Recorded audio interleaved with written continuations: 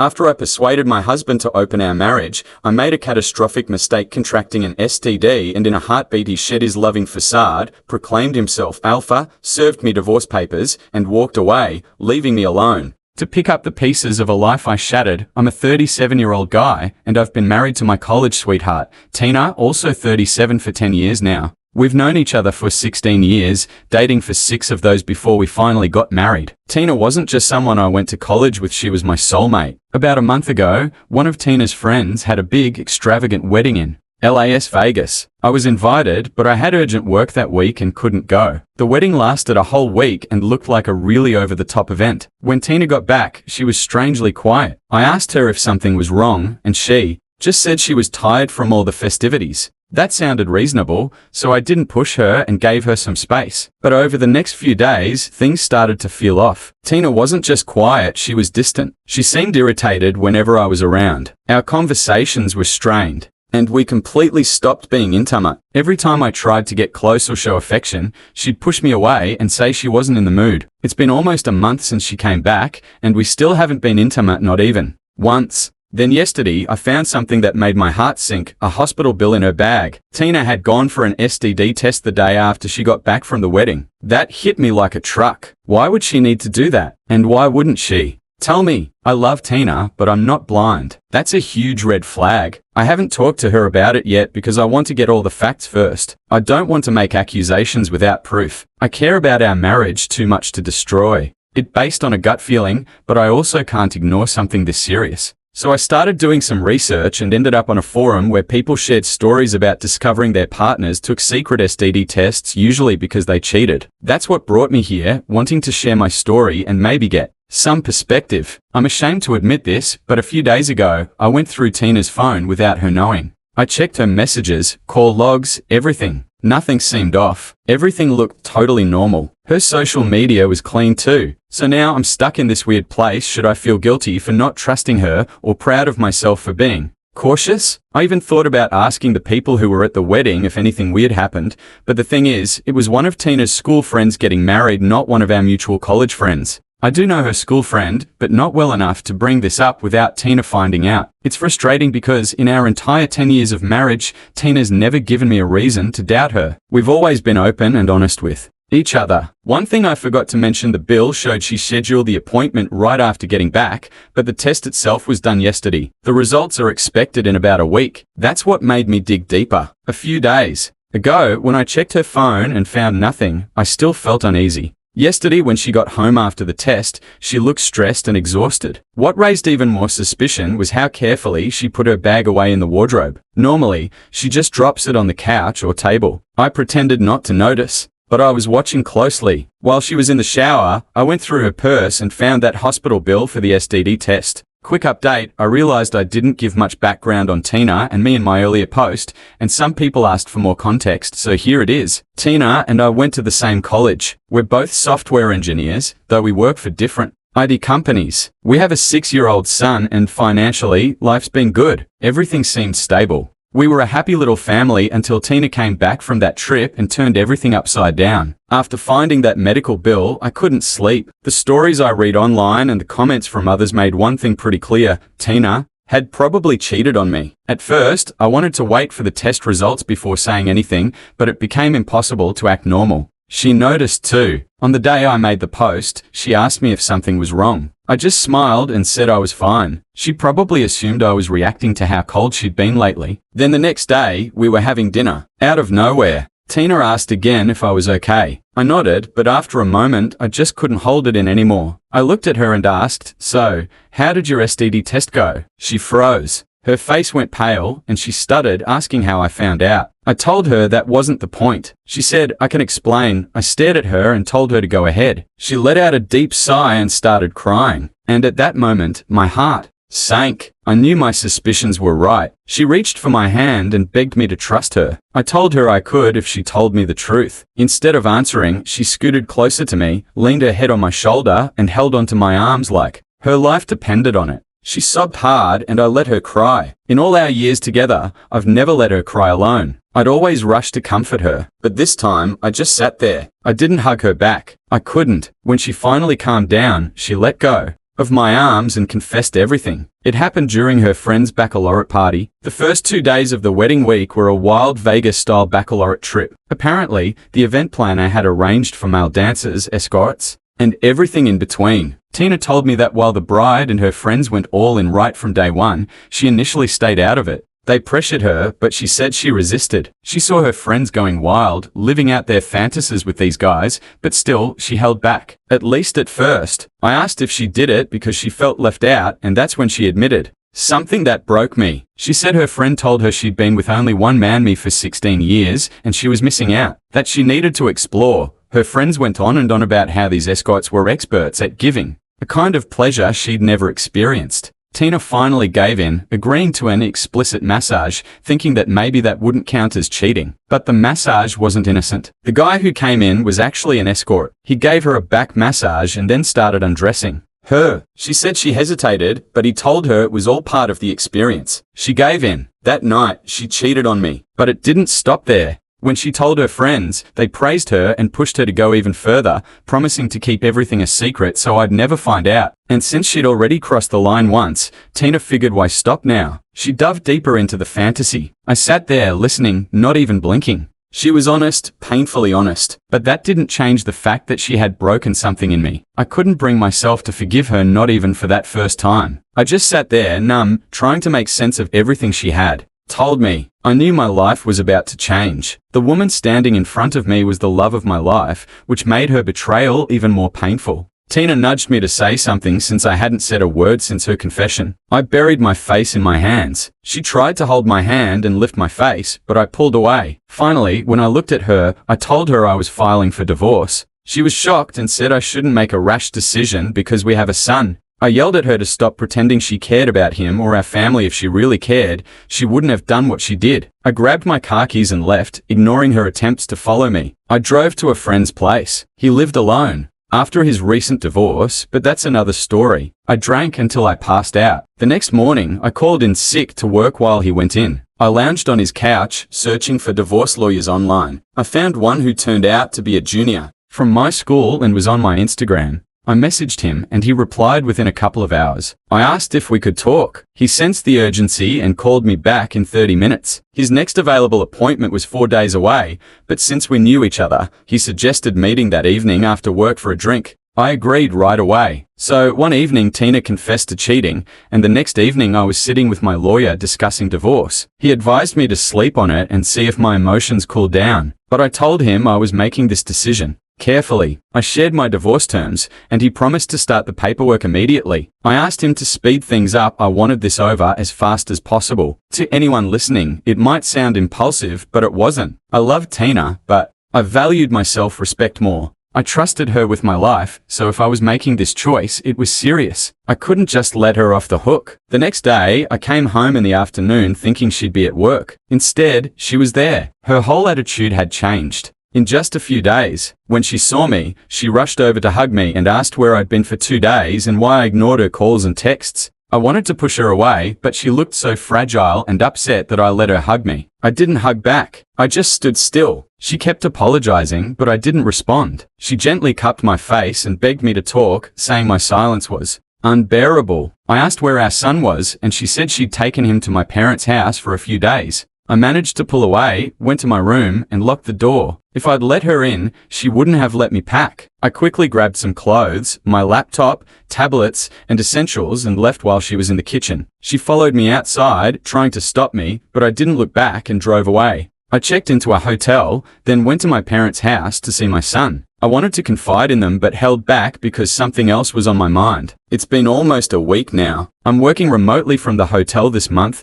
with permission. Tina has tried to reach me many times, calls, texts, voicemails, showing up at work, visiting my friend's place, even places I usually go to like bars and restaurants. Today, one of our mutual friends called to check on me. He said Tina had been searching all over the city. I asked if she told him why, and he said whoever talked to Tina said I left after a big argument. I told him I was safe but needed some time to cool off. A few hours ago, I called my lawyer to check on the divorce papers. He said they'd be sent to me in the next few days. So, I'm just waiting for them now. I'll update once this is resolved. Update 2. It took me a while. to post this because I wanted to get everything in order first. This will be my final update. 10 days after everything started, the divorce papers finally arrived on a Saturday. The next morning, I went back to my house. Nothing had changed. Tina was lying lifeless on the couch while our son played in the living room. He ran to me and hugged me like we hadn't seen each other in a week. Tina stayed rigid, no hug, just a cold, distant stare. I played with my son for a few minutes,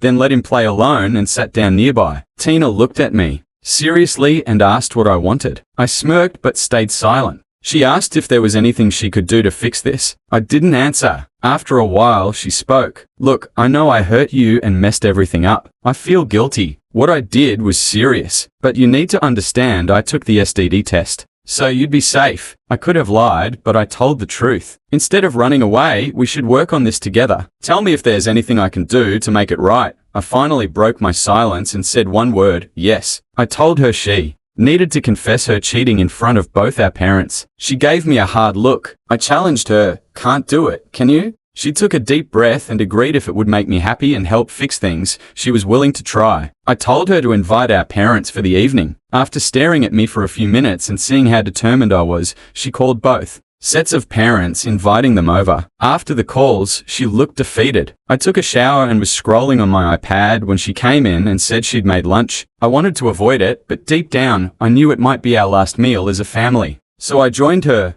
We ate together, and it was hard to ignore the sadness on our son's face, knowing this might be one of the last times he had a meal with both of us. Some might call me egotistic or chauvinistic for ending our seemingly happy family over one mistake, but I don't care what others think. When my son grows up, I believe he'll understand that I chose self-respect over love and feelings. It's better for a child to have parents who live apart but are happy than parents trapped in a broken marriage. Our marriage fell apart the moment Tina was unfaithful. After lunch, Tina took our son for his nap. Once he was asleep, she came back to the bedroom. I was on my phone when she tried to touch me. I stopped her and asked about the STD test results. She said she was clean and started getting intimate again. Knowing it might be the last time, I gave in. It turned out to be the most passionate, exciting time we'd had in a long time. Afterward, I felt guilty and sad, but also a strange sense of satisfaction. She was the only woman I'd been with in 16 years, and I loved her deeply. It tore me apart to think of pushing her away forever. I also regretted that moment. It might have given her false hope.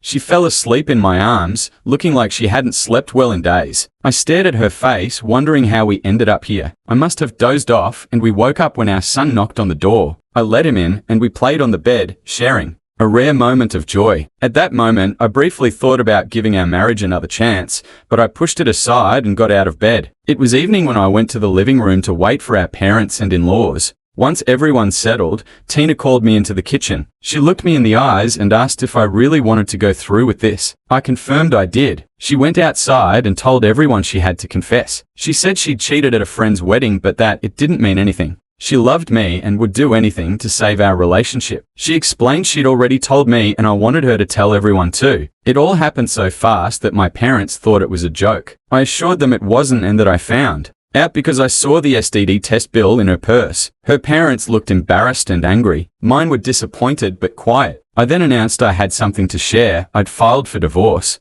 I pulled out the divorce papers and started reading through the terms. Tina tried to cut in, but I kept going. I agreed to give her the house so she and our son could stay there, and I'd find somewhere else to live. We'd share joint custody, and I'd pay child support. After I finished reading, I handed her the papers. She gave me a cold, bitter look and accused me of manipulating her into this. Without much more than a glance, she signed them. Her parents left without saying a word. My parents left too, asking if I wanted to stay with them for a while. I nodded and said I'd think about it. Tina locked herself in our son's room ashamed in front of both families and clearly feeling defeated. All her confessions, her breakdown, her public humiliation, it all felt pointless now. I packed up the rest of my things and walked out. I wanted to see my son, but I knew she wouldn't let me. That's probably why she locked herself in his room. She didn't reach out at all after that night. No texts, no calls. About 45 days later, we showed up in court. The divorce went through without a fight. Neither of us challenged anything in the agreement. We didn't say a single word to each other.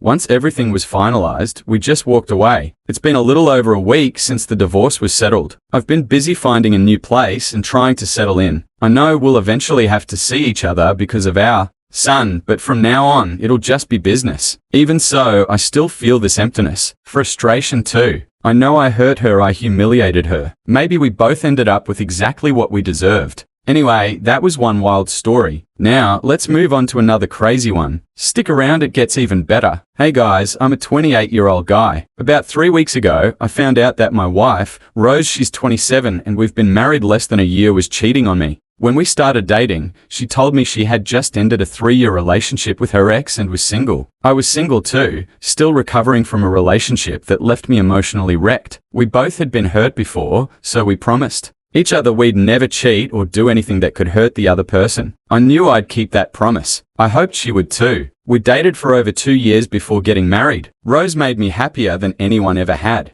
She had this effortless humor that made everyone around her laugh. The early months of our marriage were great, filled with love and laughter. I loved being around her. Rose worked from home as a social media influencer and ran an online store. I worked as a data analyst for a big tech firm in our city. I'll admit, sometimes I got swamped with work. Maybe once or twice a month, I'd miss a date night or forget about a social event. But whenever that happened, I made it up to her. Her favorite treat was Snickers, and surprising her with some always put a smile on her face. 6 months into our marriage, my job switched to a hybrid model. I could work remotely for 3 weeks, then spend 1 week at the office. I was thrilled. It meant I could be around Rose more. She was excited too. Her job was flexible, so she could work from anywhere. Things started to feel normal again. But after a few weeks, I noticed something strange. Rose was always on her phone, which made sense since she was an influencer, but there was something different now. Whenever I walked near her, she'd quickly switch apps. Even if I wasn't that close, I could tell by her body language that she was trying to hide something. She also became secretive with her laptop. If she heard me coming, she'd slam it shut and act like she hadn't been using it. I didn't say anything at first, just kept watching. Then one day, I couldn't hold it in anymore. I asked her about it. She said I was overthinking things, that there was nothing going on. To prove it, she handed me her laptop and phone. Everything looked clean, work-related chats and nothing suspicious. She even let me scroll through her social media messages. That was the first time in over 2 years she'd done that. We used to have open access to each other's phones, though I never bothered checking hers because I trusted her. Still, her sudden willingness to show me everything felt off. It was like she was trying to distract me with the stuff she wanted me to see. I didn't press her further that day, but I didn't let my guard down either. A few days later, she hosted a small party with some of her influencer friends. It was a fun night, but I couldn't help noticing that she was constantly texting someone. Even her friends picked up on it. One of them finally asked who she was messaging so much. Rose just smiled and said it was a work thing and that she was done now. Nobody brought it up again. Later that night, as we cleaned up, Rose started talking about that client. She said he offered her a year-long brand deal for a skincare line. Normally, that would be a routine conversation for us, but this felt different. She rarely talked about work stuff in detail. It felt like she was trying to get ahead of any questions I might ask. I just nodded and pretended to listen, but my mind was racing. That's when I decided to try something new. I remembered an app that could let you monitor someone's phone calls, messages, the works. I installed it on both our phones. I didn't want to accuse her without proof. I needed to be sure. At first, all I saw were client messages, but there was one person she texted every single day. She never called him when I was around, and she always ignored his calls if I was nearby. 2 days after I set everything up, they had their first phone call while I was away. It was her ex, the same one she said she had broken up with before we started dating. As I listened, it became clear that he knew she was married and that I worked from home most of the time. That night, she asked me to run to the store for groceries. She forgot. While I was out, they talked. He asked where I was. She told him I was at the store and admitted she purposely forgot the groceries just to get me out of the house. He warned her to be careful not to get caught. Rose laughed and said, "Oh, Jackie would never leave me. He loves me too much." Then they both laughed. That moment broke something in me. I drove home, seething. When I walked in, she asked why I didn't bring the groceries. I lied, told her I got an urgent work call and had to head back to the office. She bought it, but inside, I already knew the truth. When I got home, she was already dressed up, makeup on, hair done, fully dolled up. She told me she was going out with some girlfriends and planned to be back before midnight. She gave me a kiss on the cheek, sounding sincere, and headed out. Right after she left, I called up one of my friends and told him what I'd recently found out, something that didn't sit right with me. He agreed to come with me to the restaurant where Rose and her boyfriend were supposedly meeting. When we got there, what we saw confirmed everything. Rose was cozied up with him, and he was feeding her like they were on some romantic date. I walked up just enough to make sure she saw me and then turned around and left. The whole thing played out fast. Her face said it all. She was shocked to see me there, especially with someone else. As soon as she realized I had walked out, she jumped up and came after me. At first, she tried to play innocent, but the second she noticed my friend filming, the truth hit her. Just as I thought, she started making up stories, said she was meeting a client, and it wasn't what it looked like. I didn't say a word. My friend and I went back home, and she showed up not long after we got there. She tried to talk to me, but I was already packing my things. Since we shared the apartment, I didn't have the right to kick her out, even if I wanted to. So I took what I needed and left with my friend that same night. After that, she wouldn't stop texting and calling. When I ignored her for weeks, she started sending voice notes full of new lies. She claimed her ex, the guy she was cheating with, had invited her to meet a major client, so she felt obligated to go. Then she said she was cold because of the outfit she was wearing, and that's why he was trying to warm her up. I guess she thought I'd buy that nonsense. What she didn't know was that I had synced our phones and was still keeping tabs on her conversations.